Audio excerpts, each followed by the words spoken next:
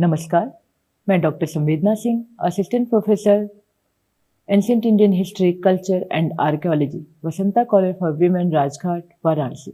This is week number 11 and lecture number 52, structure temple of early Chalukya. अभी हमने चालुक्यों के cave temples, rock cut architecture के बारे में बात किया। इस लेक्चर में हम structure temple of early Chalukya के बारे में बात करेंगे कि प्रारंभिक चालुक्य के संरचनात्मक मंदिर कैसे थे और उनके किस प्रकार के उदाहरण हमें प्राप्त होते हैं, जिसमें हम introduction, classification of temple structure phase, architectural features of early Chalukya temples, geographical location, structure temples at a whole, structure temples at Pattadakal, इन बिंदुओं पर हम चर्चा करेंगे। जैसा कि हमने पहले ही बात किया था कि चालुक्य में ऐहोल, बादामी और पट्टादकल, इन 3 मुख्य केंद्रों की बात होती है, जिसमें कि हमने रॉक कट आर्किटेक्चर फेज में देखा कि ऐहोल और बादामी यानी बादामी और ऐहोल के मुख्य rock cut phase cave temples हमें प्राप्त होते हैं और उनके बारे में हमने चर्चा की। अब हम बात करेंगे कि संरचनात्मक मंदिर हमें चालुक्य में कहाँ, अर्ली चालुक्य में कहाँ दिखाई। विशेषतः हम देखते हैं कि हमें ऐहोल और पट्टादकल में दिखाई देता है। अर्ली चालुक्य, जिसको बादामी चालुक्य के नाम से भी जाना जाता है, जो प्रेजेंट कर्नाटक और महाराष्ट्र का जो क्षेत्र है वो प्राचीन अर्ली चालुक्य, प्रारंभिक चालुक्य के नाम से जाना जाता था, जो लगभग 6 to 8 सेंचुरी CE के मध्य वहाँ पर वह शासन कर रहा था।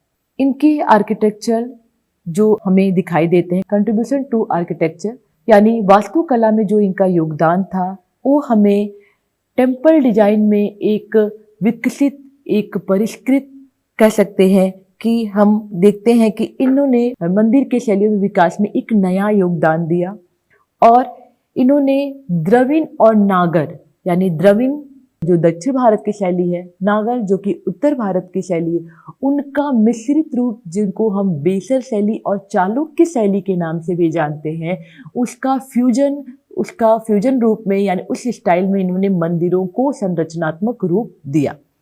और कह सकते हैं कि जो इनोवेशन हमें इनके चरण में दिखाई देता है, उसी का विकसित फॉर्म हमें साउथ इंडियन आर्किटेक्चर में बाद के कालों में नजर आता है।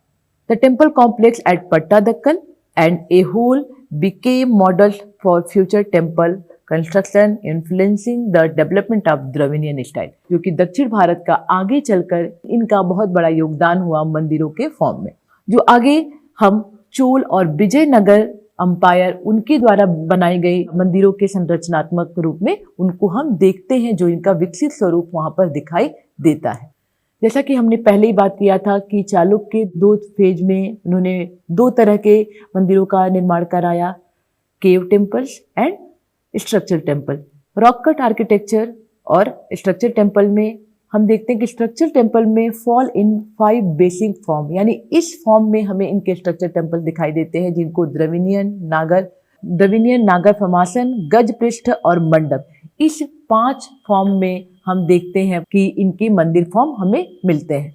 अब हम बात करेंगे architectural features of early Chalukya temple कि अर्ली चालुक्य टेम्पल में हमें उनकी स्थापत्य विशेषताएं कौन कौन सी, जिसमें शिखर यानी टावर, पोर्च एंड मंडप, intricated sculptures, panel, pillars and sculptures panel. यहाँ पर हम जो शिखर यानी गर्भगृह का जो अधिसंरचना है और जिसमें चरणबद्ध हमें स्टेपेड पिरामिड और जो उनका जो शिखर है वो दिखाई देता है द्रविड़ स्टाइल में। यहाँ पर हम देखते हैं कि चालुक्यों ने जो फ्यूजन रूप लिया है यानी द्रविड़ से और नागर से यानी उत्तर भारत से, तो द्रविड़ का इन्होंने शिखर जो अपना मंदिर का शिखर बनाने में उसकी जो हाइट का कॉन्सेप्ट है इन्होंने द्रविड़ों से ली, और जो मंदिर के स्ट्रक्चर बनाने का फिर यानी जो प्लान का स्ट्रक्चर फॉर्म है उन्होंने नागर से ली। इसलिए इन्हें नागर और द्रविड़ का मिश्रित स्वरूप यानी मिश्रित शैली भी बोला जाता है। तो यहाँ पर हम देखते हैं कि इसमें कभी कभी हमें इनकी मूर्ति कला में हमें बहुत सारे डेकोरेशन दिखाई देते हैं। उसके साथ ही साथ जो पोर्च और मंडप है, वहाँ पर गर्भगृह के सामने एक विशाल हॉल है जिसको मंडप कहा जाता है। Open porch in front of the sanctum mean communal worship.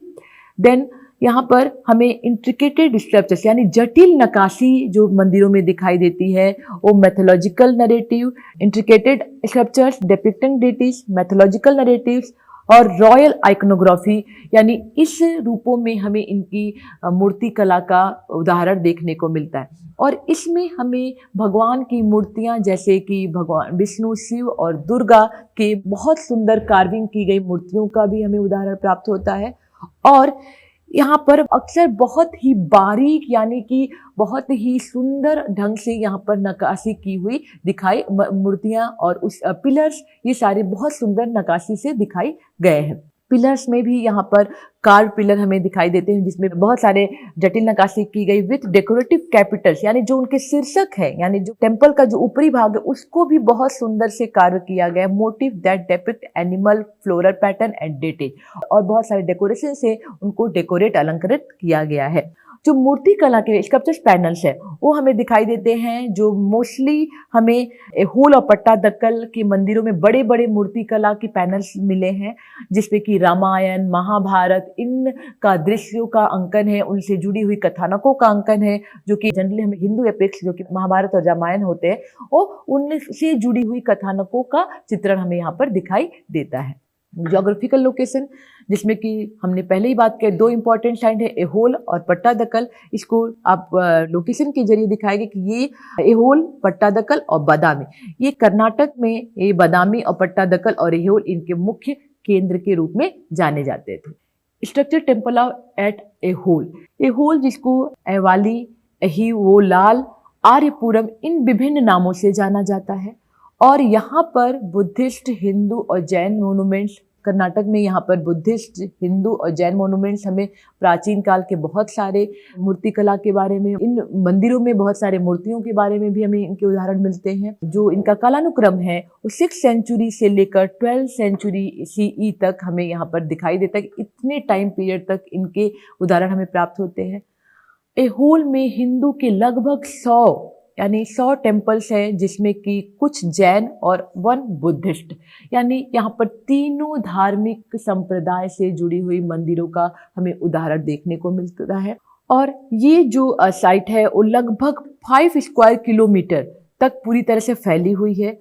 और यहाँ पर जो रिच ग्रुप ऑफ टेम्पल, यानी इतनी ज्यादा मंदिरों को जो उदाहरण मिलते हैं, उसकी वजह से इसको cradle of Indian temple architecture भी कहा जाता है, यानी मंदिरों से सुसज्जित ये क्षेत्र एहोल को जाना जाता है। ग्रेजुअली जो हम डेवलपमेंट की बात करेंगे तो हम देखेंगे कि rock cut temple to elaborate artistic temple can be seen here. We can see कि किस प्रकार यहाँ पर रॉक कट टेम्पल से लेकर आर्टिस्टिक टेम्पल तक की जो बात होती है, जो स्ट्रक्चर टेम्पल की बात होती है, वो एक डेवलपमेंट हमें एहोल में दिखाई देता है। अभी तक ने हमने एहोल में केव टेम्पल्स देखे। अब हम बात करेंगे कि मुख्य हमें जो यहाँ पर स्ट्रक्चर टेम्पल मिले हैं उसमें Ladkhan temple, Durga temple, Huchimalligudi temple, Meguti temple जो कि जैन टेम्पल है, इन मुख्य 4 मंदिरों के बारे में हम डिस्कस करेंगे। यहाँ पर हम मैप के जरिए हमने दर्शाया है कि ये मैप का लोकेशन है यहाँ पर मंदिरों का, जो कि एहोल में है। पहली बात जो एहोल में हमें सबसे पहले बात करेंगे लाड़खाट टेम्पल के बारे में। यह एहोल में सबसे पुरानी इमारत मानी जाती है और ये लगभग 5th सेंचुरी के मध्य इसका निर्माण कार्य हुआ था। और इस शैली के अन्य मंदिर भी यहाँ पर सेम स्टाइल के अन्य मंदिर भी मिलती है, जिसका नाम है कोंड गुंडी के नाम से जाना जाता है। लेकिन उसमें सबसे ज्यादा महत्वपूर्ण है लाड़खा टेम्पल, यानी कि स्ट्रक्चरल फॉर्म में और एक के फॉर्म में भी ये मोर सिग्निफिकेंट है, महत्वपूर्ण है, जिसके बारे में हम अभी बात कर रहे हैं। और ये शेप में आकार की तुलनात्मक रूप से कम ऊंचाई वाली है, कंपैरेटिवली ये लो इसका ऊंचाई है। फ्लैट रूफ बिल्डिंग है। It's a plan being a square of 50 feet side and overall raises a small supplementary storage of later date। यहाँ पर कुल मिलाकर इसमें एक छोटी सी कह सकते हैं कि स्मॉल सप्लीमेंट्री स्टोरेज दिखाई देती है। यानी इस मंदिर का स्ट्रक्चर अभी हम आप इमेजेस के जरिए क्लियर हो जाएगा कि किस प्रकार से ये एक मंदिर का जो पूरी बनावट है उसके ऊपर भी हमें सप्लीमेंट्री स्टोरेज यहाँ पर स्मॉल दिखाई देती है। इसके साथ ही इनकी तीनों भुजाएं पूरी तरह से दीवारों से घिरी हुई हैं, जिनमें 2 of which are relieved by perforated stone grille. यहाँ पर 2 छिद्रित पत्थरों से ग्रिल से ढकी हुई है, लेकिन जो चौथा इसका भुजा है वो फॉर्मिंग इट्स ईस्टर्न फ्रंट, जो कि पूर्वी अग्रभाग है, और एक खुला there is projected an open pillared porch, और जो कि स्तंभ युक्त बरामदा का बना हुआ है और जो सामने की तरफ इसकी योजना है। This is Ladkhan temple. आप देख सकते हैं कि इसमें जो मुख्य भाग है इसको मुख्य मंडप भी कहा जाता है, और ये आप देख सकते हैं किस तरह पिलर पे इस पूरे मंदिर को बनाया गया है, जिस पिलर की हम बात कर रहे थे। 16 पिलर अरेंज इन 2 स्क्वायर, और यहाँ पे आप देख सकते हैं कि ये 16 पिलर है और इसमें 2 स्क्वायर। इनको सबसे महत्वपूर्ण बात है कि हम जितने भी मंदिर और जो संरचना देखते हैं इनको ज्योमेट्रिक पैटर्न का बहुत ही डेप्थ नॉलेज था, और ये पूरी तरह से अपने जो इनको संरचना जो इनकी बनावट होती थी वो इक्वली मतलब कहीं से भी कोई हमें यहाँ पर त्रुटि नहीं दिखाई देती है। और जो टेम्पल का प्लान है पूरा स्क्वायर शेप में है, मेजरिंग 50 बाय 50 फीट। पूरा एक स्क्वायर का जो शेप है वो यहाँ पर दिखाई दे रहा है, और इसके साथ 16 pillar arrange in 2 square. 4 central pillars are higher and gradually decrease toward outer, यानी बाहर के जो 4 हैं वो थोड़े से ऊपर हैं, और जो आउटर के temple entry is from eastern side, जो कि हमारे यहाँ अभी भी हम मंदिरों में देखते हैं एंट्री ईस्टर्न साइड से है, ये ईस्ट है। और उसके साथ front pillar are sculpted with Ganga Yamuna figures, entry to top shrines via a stone ladder inside the mandap. This is Nandi, यहाँ पर नंदी है, और ये मुख्य गर्भगृह जहाँ पर भगवान शिव हैं, और दिस इज पोर्च मुख्य मंडप। ये लाड़का टेम्पल, जो कि टेम्पल का जो रूफ है वो 2 टियर में है, आप देख सकते हैं। और लॉन्ग नैरो स्टोन पिलर्स, ये narrow stone pillars are used to join the slab on the roof imitating the wooden style. आप देख सकते हैं कि इस पत्थर पे कैसे वुडन स्टाइल में कार्विंग की गई है, जिसको लैटिस वर्क कहते हैं, कि जो हम पत्थर पे लकड़ियों की तरह जो उकेरा जाता है। तो ये आप लाड़का टेम्पल में देख सकते हैं किस प्रकार से ब्यूटीफुली इसको सुंदर उसमें बनाया गया है। नेक्स्ट है दुर्गा टेम्पल। दुर्गा टेम्पल के बारे में हम बेसिक स्टाइल में भी बात कर चुके हैं, और ये टेम्पल चालुक्य आर्किटेक्चर में एक बहुत बड़ा मुख्य टेम्पल के नाम से भी जाना जाता है, और ये वास्तुकला का एक परिपक्व बहुत ही फाइनेस्ट एग्जाम्पल है चालुक्य आर्किटेक्चर का, और ये लगभग 8th सेंचुरी में बना था। और ये जो मंदिर है ये सूर्य को डेडिकेटेड किया गया है, लेकिन इस मंदिर का नाम जो है वो दुर्गा टेम्पल। दुर्गा टेम्पल की जो योजना बताई जाती है, इसलिए इस मंदिर ये तो जो मंदिर है वो सूर्य को समर्पित है, और इसमें हम देखते हैं कि यहाँ पर बहुत सारे जो आर्ट वर्क है शैविज्म, वैष्णविज्म और शक्तिज्म, जो कि वैदिक देवी देवताओं से जाना जाता है, उनकी आर्ट वर्क यहाँ पर हमें दिखाई देती है। इसके अलावा जो एक नोटेबल फीचर्स है एप्सिडल, यानी कि गज पृष्ठाकार, जो इसका प्लान है वो एप्सिडल फॉर्म में है, यानी गज पृष्ठाकार इसका फॉर्म है, और ये चालुक्य हिंदी टेम्पल का एक महत्वपूर्ण उदाहरण माना जाता है, और ये डेडिकेटेड है सूर्य को। लेकिन इसका नाम दुर्गा टेम्पल इसलिए पड़ा कि यह एक दुर्ग और किला है, जो कि जब 13वीं शताब्दी के मध्य हिंदुओं के बीच जब युद्ध का वो चल रहा था, तो इसलिए हिंदुओं और इस्लामों में जब युद्ध का टाइम पीरियड था, उससे यहाँ पर इसकी बनावट जो थी वो एक लुकआउट दी गई, वो इमारत की तरह फोर्टिफाइड, यानी सुरक्षा की दृष्टि से इसको दुर्ग का रूप दिया गया, इसलिए इसका नाम दुर्गा, यानी कि दुर्गा टेम्पल के नाम से इसको जाना जाता है। तो ये सुरक्षा की दृष्टि से दुर्ग का फॉर्म था, बट इसका नाम दुर्गा टेम्पल पड़ा। और जब इसको 19th सेंचुरी में जब इसको संरक्षित किया जा रहा था, तब देखा गया कि इस स्थल को रिडिस्कवर्ड हुआ, और यहाँ पर इस मंदिर को पूरी तरह से इसको रिस्टोर्ड, जीर्णोद्धार किया गया। ये दुर्गा टेम्पल है जिसमें कि इसको इस फॉर्म में बनाया गया है, जिसको हम लोग एपिसडल यानी गज पृष्ठाकार प्लान में बोलते हैं। इस मंदिर का जो ये प्लान है। और इसमें जो हमने बात की कि हरिहर, दुर्गा, वरा, विष्णु, गरुड़, नरसिम्हा, शिव, नंदी, इन सब की भी मूर्तियां यहाँ पर उकेरी गई हैं। और इसका जो बनाने का फॉर्म है, आप देख सकते हैं कैसे स्तंभों पर इसको बनाया गया है। और इसमें पूरे मंदिर में जो नेचुरल लाइट का जो रिसोर्स है वो बहुत ही फाइन है। यानी कि कभी भी जब सूर्य उत्तरायण से हो या दक्षिणायन से हो, यहाँ पूरी तरह से इस मंदिर में प्रकाश आता होता है, क्योंकि ये यहाँ से कह सकते हैं कि रेक्टेंगुलर से बनते बनते यहाँ पे जो सर्कुलर शेप आया है, जिससे कि किसी भी तरह से वह शेडो ना आए सूर्य का, और यहाँ पर पूरी तरह से इस मंदिर के अंदर नेचुरल लाइट जा सके। तो इस तरह से इसको प्लान किया गया था।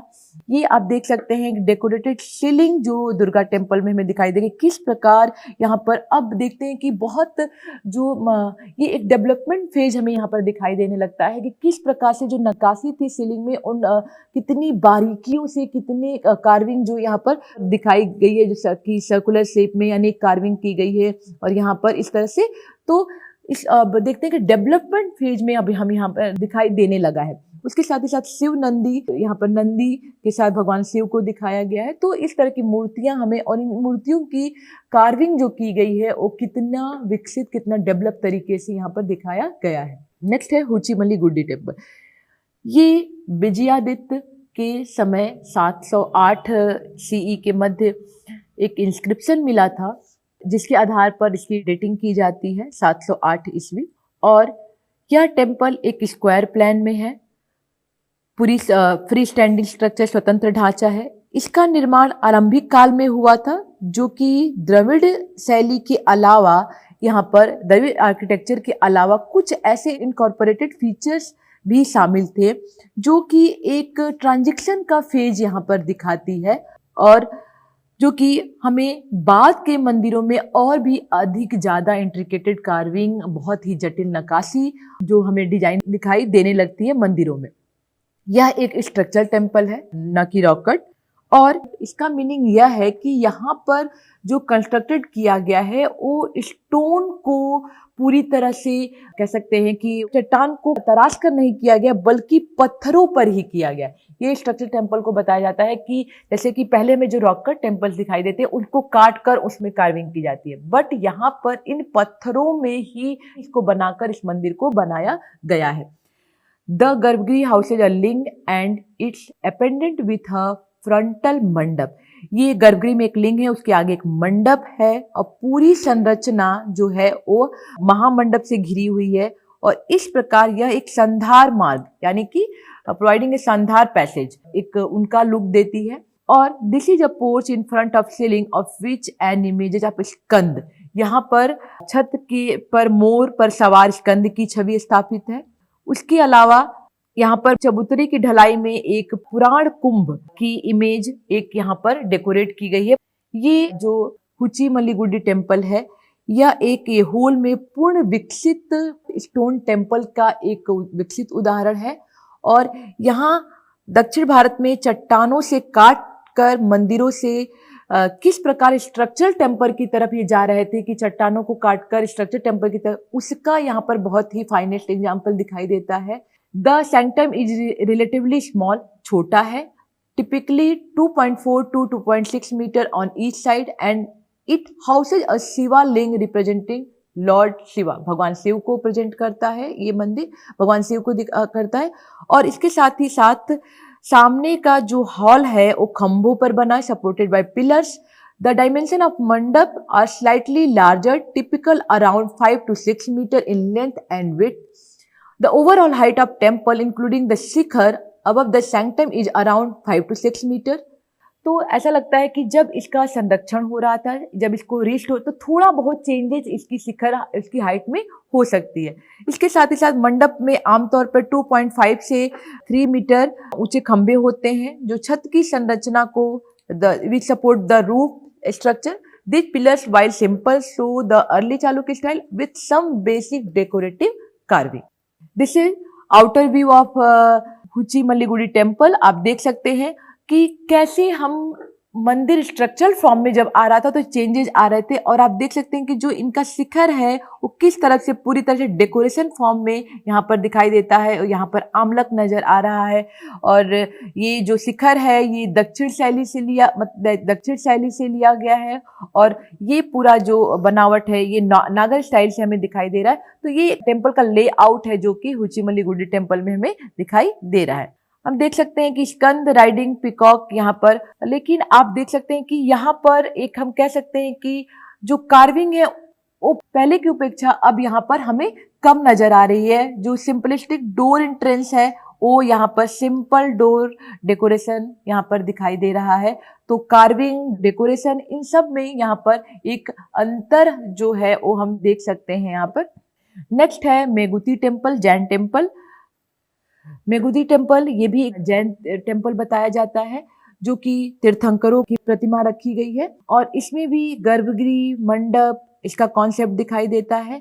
और यहाँ पर हमें मंदिर में कुछ तीर्थंकरों की प्रतिमाएं रखी गई हैं। चबूतरे पर हमें कुछ मिनिएचर स्कल्पचर्स भी दिखाई देते हैं, और उसके साथ ही साथ वो जो मिनिएचर स्कल्पचर्स हैं और बहुत सारे होल्ड किए हुए डिफरेंट म्यूजिकल इंस्ट्रूमेंट और पोर्ट्रेट डांसिंग गन के रूप में दिखाया गया है। यहाँ पर हमें पुलकेशिन द्वितीय का एक इंस्क्रिप्शन मिलता है, जिससे इसकी डेटिंग 634 सीई बताई जाती है।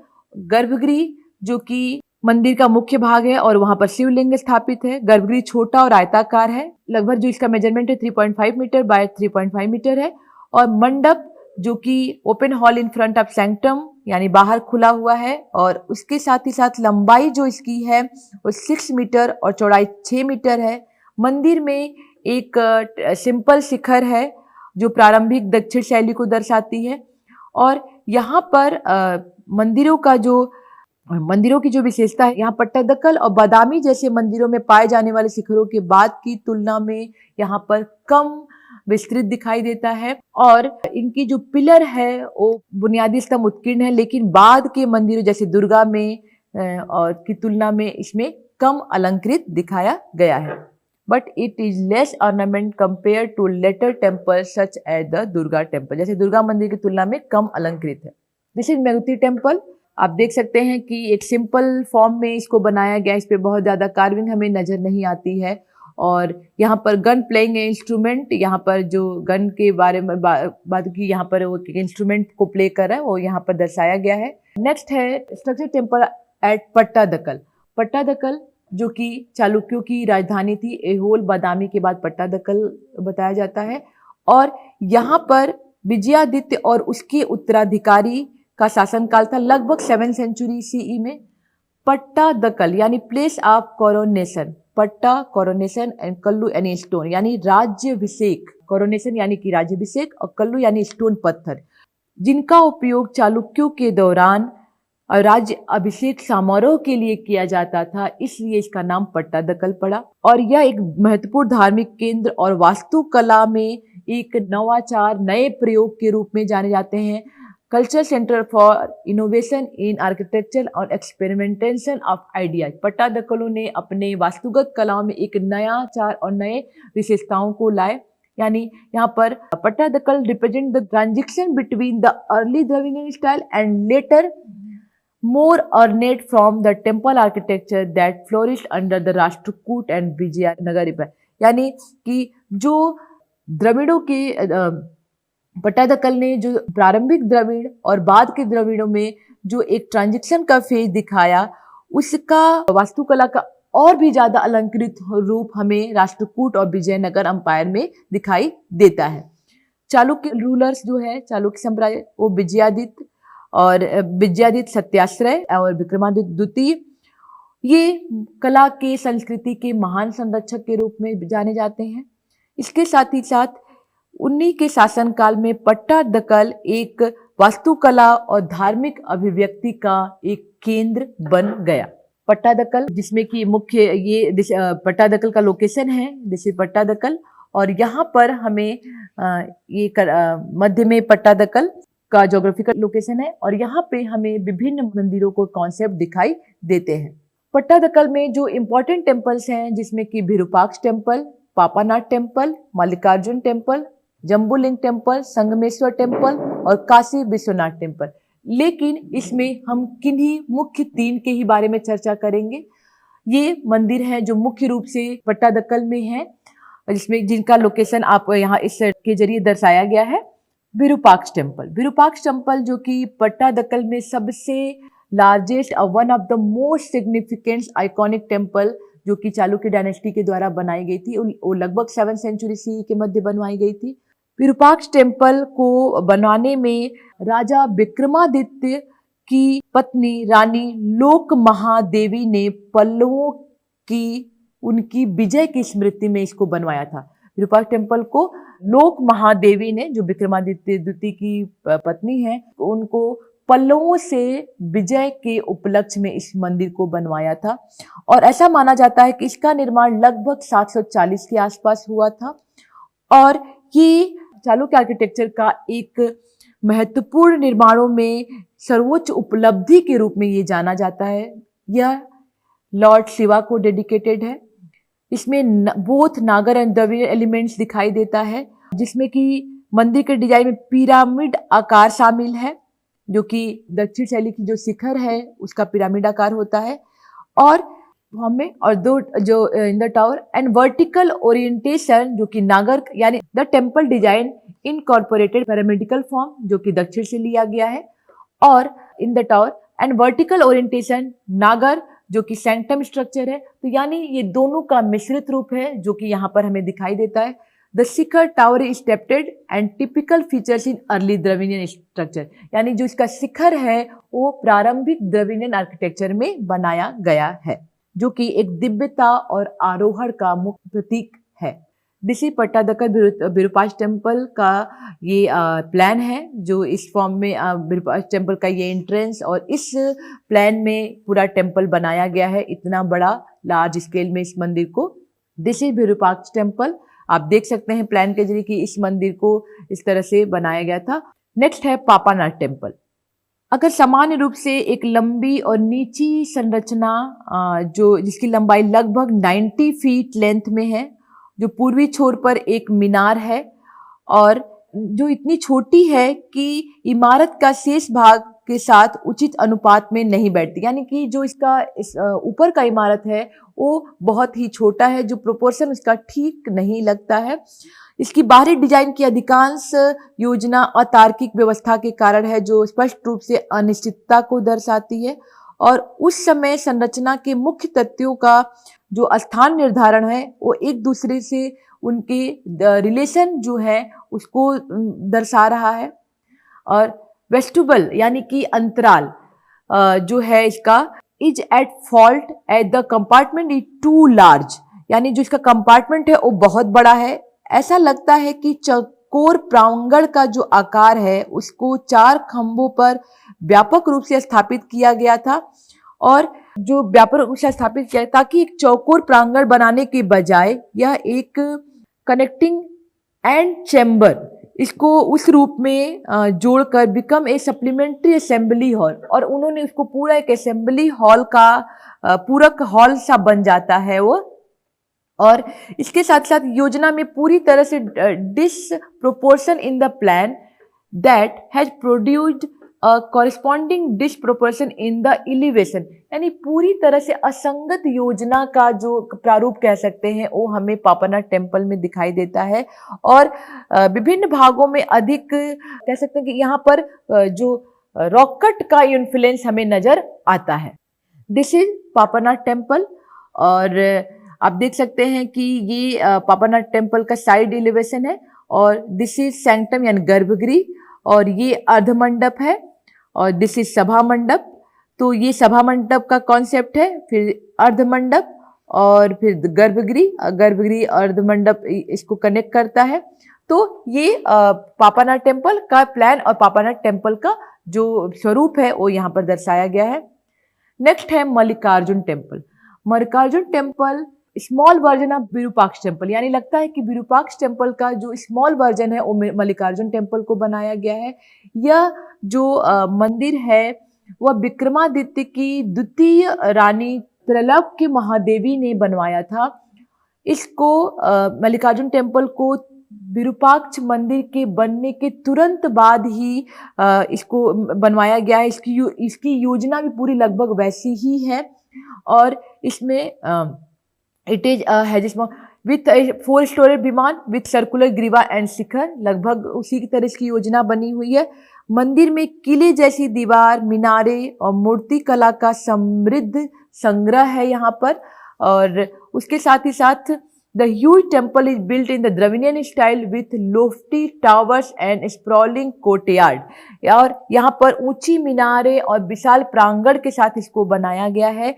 और यहाँ पर representing the fully developed southern विमान स्टाइल, यहाँ पर द्रविड़ स्टाइल का जो विमान है उसको यहाँ पर पूरी तरह से प्रदर्शित किया गया है। मंदिर के अंदर गर्भगृह की योजना है, प्रदक्षिणा पथ है और के साथ महिषासुरमर्दिनी और गणेश के 2 सब श्राइन्स यानी 2 उप मंदिर भी यहाँ पर दिखाई देते हैं। दिस इज मल्लिकार्जुन टेम्पल, जो कि आप देख सकते हैं कि विरूपाक्ष का ही छोटा रूप लगता है।